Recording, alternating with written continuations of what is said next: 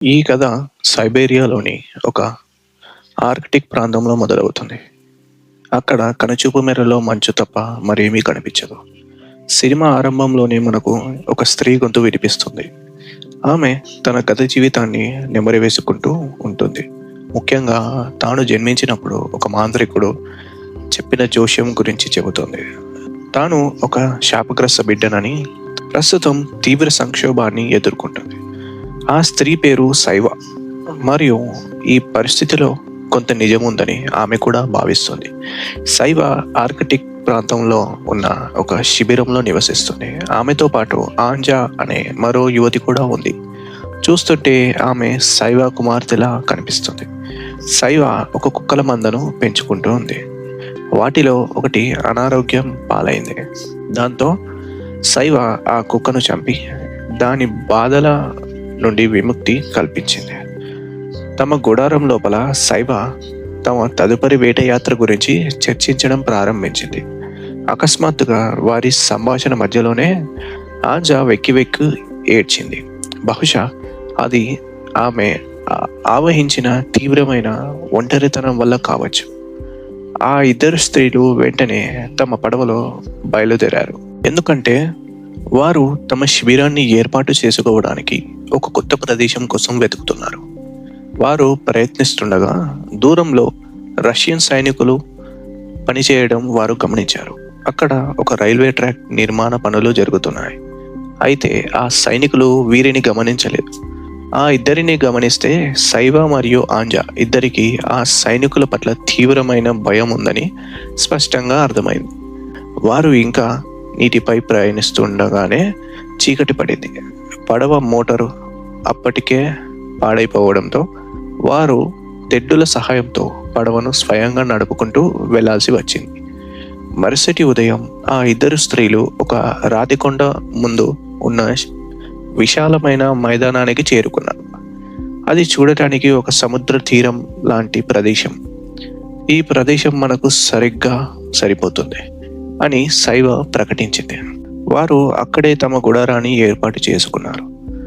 ఆంజా తీవ్రమైన ఒంటరితనాన్ని అనుభవించింది. ఎందుకంటే ఆమె తన చిన్ననాటి నుండి యవ్వనం వచ్చే వరకు జీవితాన్ని ఇదే విధంగా నిరంతరం ఒక చోట నుండి మరొక చోటికి తిరుగుతూనే గడిపింది.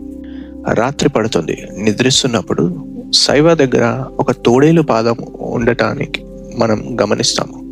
దాని ద్వారా ఆమె ఒక తెగకు చెందిన అని అర్థమవుతుంది.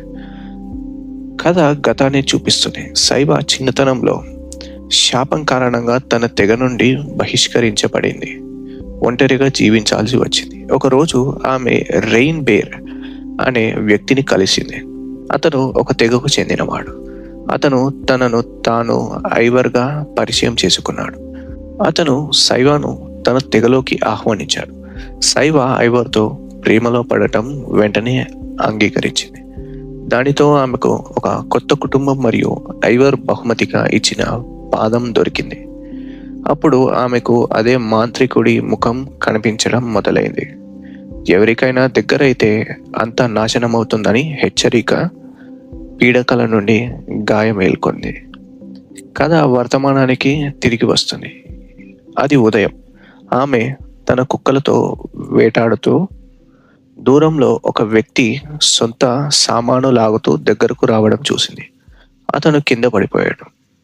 శైవ అతని వద్దకు వెళ్ళి చూడగా ఆ వ్యక్తి పరిస్థితి చాలా దారుణంగా ఉంది. అతని జేబులు తనిఖీ చేయగా శైవకు ఒక పెట్టె దొరికింది. ఆమె దాన్ని తీసుకెళ్లబోతుండగా ఆ వ్యక్తి శైవ కాలు పట్టుకొని సహాయం కోసం అడిగాడు. ఆ వ్యక్తి ఇంకా బతికే ఉన్నాడు. మొదట శైవ అతన్ని చంపాలని అనుకుంది, కానీ ఆ పని చేయలేదు. అతన్ని గుడారంలోకి తీసుకువచ్చి వెచ్చని బట్టలు కప్పి అతని శరీరం అంతా గోరువెచ్చని నీటితో శుభ్రం చేసింది. ఆ వ్యక్తి గాఢ నిద్రలోకి జారుకున్నాడు. ఆ తరువాత శైవ అతని వస్తువులను తనిఖీ చేయడం ప్రారంభించింది. ఆమెకు ఒక మ్యాప్, ఒక రేడియో దొరికాయి, కానీ ప్రత్యేకంగా ఏమీ లేదు. కొద్దిసేపటికి తర్వాత ఆంజా తిరిగి వచ్చినప్పుడు ఆమె గుడారం బయట కొంచెం వింతగా అనిపించింది. ఎందుకంటే ఆ వ్యక్తి యొక్క చెక్క స్కేటర్ బయట పడి ఉంది. అక్కడ ఎవరో ఉండి ఉంటారని ఆమె అనుకుంది. ఆమె లోపలికి వెళ్ళింది. లోపల శైవ ఆ వ్యక్తి పక్కన కూర్చొని ఉంది. ఆంజ అడిగినప్పుడు అతను ఎవరో నాకు తెలియదు అని చెప్పడం. ఆంజ చాలా ప్రశ్నలు ఉన్నాయి. అతనికి స్పృహ వచ్చేంత వరకు తాము ఏమీ తెలుసుకోలేమని వారు గ్రహించారు. ఇంత దగ్గరగా ఒక పురుషుడిని చూడటం ఆంజ అదే మొదటిసారి. కాసేపటికే అతనికి స్పృహ వచ్చింది. స్పృహ ఉన్నప్పటికీ అతను ఇంకా పూర్తిగా కోలుకోలేదు. అతను తనను తాను లోకిగా పరిచయం చేసుకున్నాడు. ఆంజ తన పేరును అలాగే శైవ పేరును అతనికి చెప్పింది. ఆ రాత్రి ఆంజ అతని కోసం కాస్త సూప్ తయారు చేసింది. ఆంజ తన చూపును లోకి పై నుండి అస్సలు తిప్పుకోలేకపోయింది. ఆమె అతని గురించి మరింత తెలుసుకోవాలనుకుంది. అతను ఎవరు, ఎక్కడి నుంచి వచ్చాడు అని. ఆమె లోకితో ఇలా అంది, శైవ నీకు సహాయం చేయడం నీ అదృష్టం. చిన్నప్పటి నుండి తమ ప్రాంతంలో ఎవరైనా అపరిచితుడు కనిపిస్తే వెంటనే వారిని అంతం చేయాలని తమకు నేర్పించారని ఆమె వివరించింది. మరుసటి ఉదయం ఆ ఇద్దరు స్త్రీలు వేటకు బయలుదేరారు. లోకి కూడా వారితో వెళ్ళాడు. ఎందుకంటే రోజంతా గుడారంలో ఒంటరిగా గడపడం అతనికి విసుగు తెప్పించింది. ఆ ముగ్గురు తమ పడవ ఎక్కి ప్రయాణం మొదలుపెట్టారు. ఆ ఇద్దరు స్త్రీలు చేతులతో తెడ్లు వేయడం చూసిన లోకి పడవ మోటారును పరిశీలించి దాన్ని బాగు చేస్తాడు. దాంతో పడవ ముందుకు కదిలింది. అది చూసి ఆంజ, శైవాలు ఎంతో సంతోషించారు. శైవ వెళ్ళి లోకి పక్కన కూర్చుంది. ఎందుకో ఆమెకు వివరించలేకపోయినా ఆమె లోకి వైపు బలంగా ఆకర్షించబడినట్లు భావించింది. బహుశా అది ఆమెలోని ఒంటరితనం వల్ల కావచ్చు. దాంతో అతను శైవ చేతిని తన చేతిలోకి సున్నితంగా తీసుకున్నాడు. అతను ఆమెలో ఇలా అన్నాడు, ఈ మోటార్ను ఎలా స్టార్ట్ చేయాలో నువ్వు కూడా నేర్చుకోవచ్చు. శైవ, ఆంజాలు ఒక గిరిజన తెగకు చెందినవారు కాబట్టి వారికి ఇటువంటి సాంకేతిక పరిజ్ఞానంలో పరిచయం లేదు. లోకి ఇలా అన్నాడు, నా ప్రాణాలు కాపాడినందుకు నేను మీకు ఎలా రుణం తీర్చుకోగలనో నాకు తెలియదు. ఆంజ మధ్యలో కలుగజేసుకుంటూ ఇలా అంది, వేటలో మా కోసం ఒక రెయిన్డీర్ అంటే దుప్పికను పట్టుకరా చాలు. దాంతో మన లెక్క సరిపోతుంది. ఇప్పటి వరకు ఆంజా కూడా అతనితో స్వేచ్ఛగా మాట్లాడడం మొదలుపెట్టింది. ఆ ముగ్గురిని కలిసి చూస్తుంటే వాళ్ళు చాలా కాలంగా స్నేహితులుగా ఉన్నారేమో అనిపించేది. వాళ్ళు గడ్డకట్టిన ఒక చోటికి ఆగి సీల్ని చంపి దాన్ని తమ గుడారానికి తీసుకువచ్చారు. లోకి ఒకే చోట నిలబడి వాళ్ళను చూస్తున్నాడు. ఎందుకంటే అతను తన జీవితంలో ఎప్పుడూ జంతువును చంపలేదు. ఆ రాత్రి మిగతా ఇద్దరు ఆ మాంసాన్ని పచ్చిగా తినడం అతడు గమనించాడు. వాళ్ళు లోకికి కొంచెం మాంసం ఇవ్వగా అతను దాన్ని తినే ముందు వేడి మంటలో కాల్చాడు. ఈ విషయం ఆంజ మరియు శైవాలకు చాలా వింతగా అనిపించింది. అందరూ పచ్చి మాంసం తింటారని వాళ్ళు అనుకుంటారు. ఆ రాత్రి అతను ఆంజాకు ఒక రేడియో తెచ్చాడు. అతను దానిలో సంగీతం పెట్టి వినడం మొదలుపెట్టాడు. వాళ్ళు రేడియో చూడటం అదే మొదటిసారి. ఆంజ చాలా సంతోషపడింది. శైవ కొంచెం దూరంలో కూర్చొని ఉంది. శైవ చేప ఆకారం చేసి మంట ముందు దాన్ని పైకి కిందకి కదపడం మొదలుపెట్టింది. అప్పుడు ఆంజ మంచు తీసుకురావడానికి బయటకు వెళ్ళింది. ఇప్పుడు గుడారంలో శైవ, లోకి మాత్రమే ఉన్నారు. ఆమె లోకిని అక్కడ ఎందుకు ఉన్నావని అడిగింది. కొంతకాల క్రితం సైనికుల తమ గ్రామానికి వచ్చి ఆరోగ్యంగా ఉన్న వారందరినీ తీసుకుపోయారని అతను వివరించాడు. వాళ్ళు వాళ్లకు గుర్తులు వేసి టాండ్రాకు పంపించారు. ఆ భూములను శుభ్రంగా చేయటానికి వాళ్ళను పంపించారు. ఇక్కడి చలికి చాలా మంది చనిపోయారు. కానీ లోకి ఎలాగోలా తప్పించుకున్నాడు. ఒకవేళ వాళ్ళు అతని పట్టుకుంటే చంపేస్తారు. శైవ, సముద్రపు నీరు గడ్డకట్టిన తర్వాత నువ్వు ఇక్కడ నుండి వెళ్ళిపోవాలి. అయితే అప్పటి వరకు లోకి ఇక్కడే ఉండగలడు.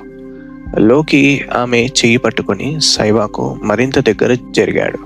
సరిగ్గా అప్పుడే ఆంజ గుడారం బయటకు వచ్చింది. వారిద్దరినీ కలిసి చూసి ఆమె లోపలికి వెళ్ళిపోయింది. ఆమెను చూసి వారిద్దరికీ కొంచెం ఇబ్బందిగా అనిపించింది. శైవ తరచుగా చేసే విధంగా తన జుట్టు దువ్వమని ఆంజ అతడిని అడిగింది. బహుశా అది చూడటం ఇష్టం లేక శైవ తన చూపులను కిందికి దించుకుంది. లోకి ఆమె వైపు చూసి నవ్వి ఆమె జుట్టు దువ్వడం మొదలుపెట్టాడు.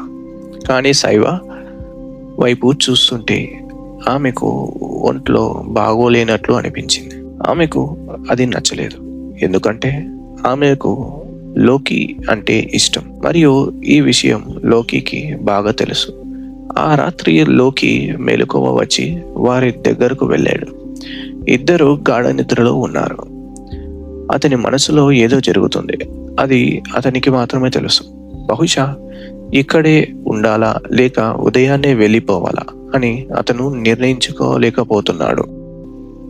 ఆ రోజు పడవలో లోకి శైవాను ఉపకారానికి ఎలా తీర్చుకోవాలో అడగగా ఆంజ వారి కోసం ఒక జింకను వేటాడమని అతనిని కోరింది. అందుకే అతడు జింకను వేటాడడానికి వెళ్ళాడు. ఒకానొక సమయంలో అతను ఒక రెయిన్డియర్ ను చూశాడు. కానీ అతను గురిపెట్టడంతో ఇద్దరు సైనికులు అక్కడికి వచ్చి తనని తమతో పాటు తీసుకువెళ్లారు.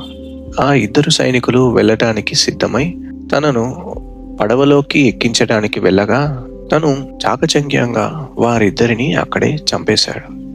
ఇంతలో శిబిరంలో మనం శైవ మరియు ఆంజలను చూస్తాం. శైవ ఆంజతో ఆమె లోకికి మరింత దగ్గర కాకూడదని నచ్చచెప్పడానికి ప్రయత్నిస్తుంది. ఎందుకంటే ఒకరోజు అతను వెళ్ళిపోతాడు. అప్పుడు ఆమె తీవ్రమైన బాధలో ఒంటరిగా మిగిలిపోతుంది. ఆంజ లోకిపై ప్రేమను పెంచుకోవడం మొదలుపెట్టానని ఆమె ఒప్పుకుంది. కొద్దిసేపటి తర్వాత లోకి వచ్చాడు. శైవ అంటుంది, నా తుపాకీ తీసుకునే ముందు నువ్వు నాకు నిజం చెప్పి ఉండాల్సింది అని వ్యాకరించింది. లోకి ఆమెను క్షమాపణ కోరాడు. అప్పుడు శైవ, నేను నీకు చెప్పవలసిన ఒక ముఖ్యమైన విషయం ఉంది అని అంటుంది. సరిగ్గా అప్పుడే ఆంజలోకి వచ్చింది. బహుశా శైవ ఆమె మోస్తున్న శాపం గురించి అతనికి చెప్పాలనుకుంది, కానీ ఆమెకు అవకాశం దొరకలేదు. లోకి ఆ ఇద్దరు సైనికుల పడవ నుండి డబ్బలోని ఆహారంతో సహా కొన్ని సామాగ్రిని తిరిగి తీసుకువచ్చాడు. లోకి మరియు ఆంజ మధ్య పెరుగుతున్న సాన్నిహిత్యాన్ని ఒక విధంగా శైవాను లోపల తీవ్రంగా గాయపరుస్తుంది. ఆ తరువాత కథ గతానికి మారుతుంది. శైవ నడక ముగించుకొని తన తెగ శిబిరానికి తిరిగి వచ్చిన ఒక రోజును మనం చూస్తాం. అక్కడ గుడారాలలో ఉన్న ప్రతి ఒక్కరూ చనిపోయి ఉంటారు. అది ఆమె చూస్తుంది. ఆ దృశ్యం ఆమెను భయపెట్టింది. ఒక్క మనిషి కూడా బ్రతికిలేడు. ఆమె బయటకు వచ్చి గుడారాల వెనక వెళ్ళింది. అక్కడ ఐవర్ తాళ్లతో కట్టిబడి ఉంటాడు. ఆమె రావడం చూసి ఐవర్ ఆమెను అతంతరంగా సైగ చేస్తాడు, ఎందుకంటే దగ్గరలో సైనికులు కూర్చొని ఉన్నారు. ఆ మారణ మోహన్ చేసిన వాళ్ళు. శైవ అక్కడే దాక్కుంది. సైనికులలో ఒకడు ముందుకు వచ్చి ఐవర్ను చంపేశాడు. ఇది చూసి శైవ కన్నీటితో కుప్పకూలిపోయింది. అప్పుడు శైవ వెనుదిరిగి పారిపోవడానికి ప్రయత్నిస్తుంది. కానీ అందులో ఒక సైనికుడు ఐవర్ను చంపిన వాడు ఆమెను పట్టుకున్నాడు. అక్కడ అతను శైవపై అత్యాచారం చేస్తాడు. ఆ తరువాత శైవ తన గుడారానికి తిరిగి వచ్చింది. లోపలికి వెళ్ళాక ఐవర్ తాళ్లను విప్పి వెక్కి వెక్కి ఏడ్చింది. అతని చేతిలో ఒక కత్తి ఉండటాన్ని ఆమె గమనించింది. గుడారం లోపల ఆమెకు ఒక చిన్నారి కనిపించింది. అక్కడ ఏడుపు వినిపించింది. అది ఒక చిన్నారి ఏడుపు. ఆ చిన్నారి మరెవరో కాదు, ఆంజనే. శైవ ఆమె తల్లి కాదు. ఆ సైనికుడు అక్కడే ఉన్నాడు. అతను ఇలా ప్రకటించాడు, ఇలాంటి నేలపై మీలాంటి వారికి నివసించే హక్కు లేదని, మీలాంటి వారిని పూర్తిగా నిర్మూలించిన తర్వాత ఈ భూమిపై ఉన్న బొగ్గంతా మా సొంతం అవుతుంది. మేము దారి తప్పిపోయాము. మమ్మల్ని ప్రధాన భూభాగానికి తీసుకువెళ్ళండి, లేకపోతే నేను ఆ బిడ్డను చంపేస్తాను అన్నాడు. తర్వాతి సన్నివేశంలో శైవ వారిని హిమాలయ పర్వతాల మీదుగా నడిపిస్తూ తీసుకెళ్తుంది. ఆమె తాడును కత్తిరించి ఆ నలుగురిని ఒక లోతైన మంచు చిలికలో తోసేయడం మనం చూస్తాము. అక్కడ వారందరూ మరణించారు. ఇప్పుడు కథ వర్తమానానికి మారుతుంది. ఆమె ఈ సంఘటనలన్నిటినీ తలుచుకుంటుండగా ఆమె కళ్ళలో నీళ్లు నిండిపోయాయి. కాలం గడవడం మొదలైందని మనం చూస్తాము. శైవ కొన్ని రోజుల పాటు బయటకు వెళ్ళింది మరియు ఆమె గుడారానికి తిరిగి వచ్చినప్పుడు ఆమెను చూసి ఆంజా ఎంతో సంతోషించింది. రోజులు గడిచే కొద్దీ ఆంజా మరియు లోకి ఒకరికొకరు మరింత దగ్గరయ్యారు. ఆంజా అతనితో ఇలా చెప్పింది, ఈ తెగలో నేను మరియు శైవ మాత్రమే మిగిలి ఉన్నాము. మేము నిరంతరం ఒక చోటు నుండి మరొక చోటుకు పరిగెడుతూ ప్రయత్నిస్తూనే ఉన్నాము. ఎందుకంటే శైవాకు ఇతరుల సాంగత్యం ఇష్టం ఉండదు మరియు ఆమె ఎవరిని నమ్మదు. ఆ రాత్రి ఆ ముగ్గురు శిబిరంలో ఉన్నారు. ఆంజా లోకి కలిసి కూర్చున్నారు. కానీ వారిద్దరిని అలా కలిసి చూడటం శైవాకు స్పష్టంగా నచ్చలేదు. వారిద్దరిని అలా కలిసి చూడలేక ఆమె తన సామాను సర్దుకొని వేటకు బయలుదేరింది. ఆమె వెళ్ళిపోవడం చూసి ఆంజా చాలా సంతోషించింది. ఎందుకంటే దానితో ఆమెకు లోకికి చివరకు కొంత ఏకాంత సమయం దొరికిందని ఆమెకు అనిపించింది. ఆ రాత్రి గుడారం లోపల వారిద్దరూ సాన్నిహితంగా మెలిగారు. మరుసటి ఉదయం శైవ గుడార బయట నిలబడి ఉండటం మనం చూస్తాం. లోపలికి వెళ్ళడానికి ఆమెకు ధైర్యం సరిపోలేదు. మరుసటి రోజు లోకి చివరకు ఒక జింకను వేటాడడంతో విజయం సాధించడం మనం చూస్తాం. తద్వారా ఆంజాకు ఇచ్చిన వాగ్దానాన్ని నెరవేర్చాడు. ఆ ముగ్గురు గుడారంలో లోపల కూర్చొని ఉండటం మనం చూస్తాం. జింకను వేటాడటం చూసి శైవ ఆనందపడి లోకి వద్దకు వెళ్లి ముద్దు పెట్టింది. ఇది చూసి ఆంజా చాలా బాధపడింది మరియు లోకి కూడా చాలా ఇబ్బందిగా భావించాడు. ఆ సాయంత్రం ఆంజా మరియు లోకి కలిసి కూర్చున్నప్పుడు లోకి, నువ్వు నిజంగా శైవాకు అంతా చెప్పాలి అని సూచించాడు. మరుసటి రోజు శైవ మరియు ఆంజా బయట ఉన్నప్పుడు ఆంజా శైవాకు, నేను గర్భవతిని అని వెల్లడించింది. ఆంజా ఇంకా వివరిస్తూ, ఈ బిడ్డను కలిసి కనాలని మేమిద్దరం అనుకున్నాం. అందువల్ల మేము ఈ స్థలాన్ని విడిచిపెట్టి వెళ్ళాలనుకుంటున్నాం. వారు వెళ్ళిపోతున్నారు ఎందుకంటే ఆంజా ఒక కుటుంబాన్ని కోరుకుంటుంది మరియు ఆమె ప్రపంచాన్ని చూడాలని అనుకుంటుంది. శైవ ఆమెకు నచ్చజెప్పటానికి ప్రయత్నిస్తూ లోకి గురించి ఆమెకు ఏమీ తెలియదు కాబట్టి ఇంతటి ముఖ్యమైన నిర్ణయం తీసుకోకూడదని వివరించింది. అయితే లోకి అప్పటికే తన గురించి అంతా ఆంజాకు వెల్లడించాడు. ఆంజా శైవను కౌగిలించుకుంది. కానీ శైవ వైపు చూసినప్పుడు అది స్పష్టంగా కనిపించింది. ఆంజా నిర్ణయం ఆమెను తీవ్రంగా గాయపరిచిందని. శైవ ఏడవడం మొదలుపెట్టింది. ఎందుకంటే ఆమె కూడా లోకితో ప్రేమలో పడింది. అయినా లోకి ఆంజాను ఎంచుకున్నాడు. ఆ రాత్రి ఆంజా మరియు లోకి అదే గుడారంలో ఏకాంతంగా కాలం గడుపుతున్నారు.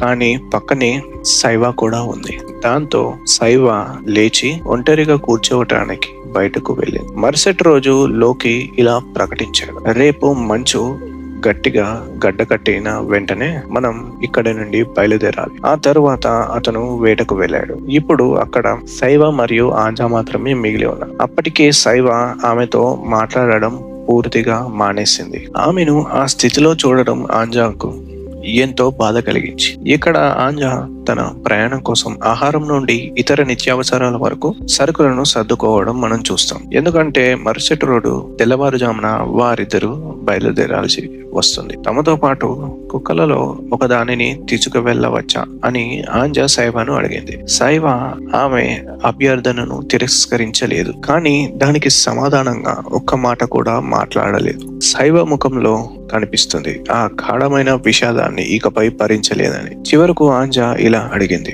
నువ్వు కూడా మాతో రావాలనుకుంటున్నావా? అయితే శైవ ఎటువంటి సమాధానం ఇవ్వలేదు.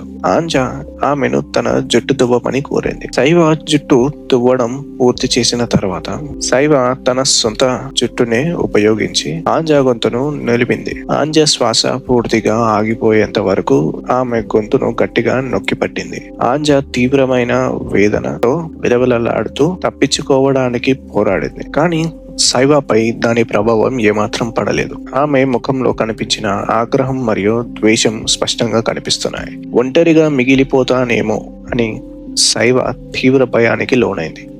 ముఖ్యంగా లోకి కూడా ఆంజా అందానికి ముగ్ధుడైపోవడంతో పరిస్థితి ఎంతవరకు వచ్చిందంటే సైవ ఒక కత్తిని తీసుకొని దాని పదునైన అంచుతో ఆంజా ముఖాన్ని జాగ్రత్తగా గీసింది. ఆ తరువాత ఆమె ఆంజా ముఖం నుండి చర్మాన్ని ఒలిచి దానిని ఒక ముసుగులాగా మార్చింది. తన సొంత ముఖంపై ధరించింది. లోకి తిరిగి వచ్చినప్పుడు అతను తనను ఆంజాగా పొరబడి తనతో శృంగారంలో పాల్గొంటాడనే ఆశతో ఆమె ఆంజా దుస్తులు కూడా ధరించింది. ఆ రాత్రి లోకి తన వేట యాత్ర నుండి తిరిగి వచ్చాడు. గుడారం లోపల పడుకొని ఉన్నది ఆంజనే అని నమ్మి అతను ఆమెను తన ప్రేయసిగా పొరబడి ఆమెతో శృంగారంలో పాల్గొంటాడు. అయితే ఆ ప్రక్రియ అంతటిలోనూ సైవ ఐ లవ్ యూ అని అంటుంది.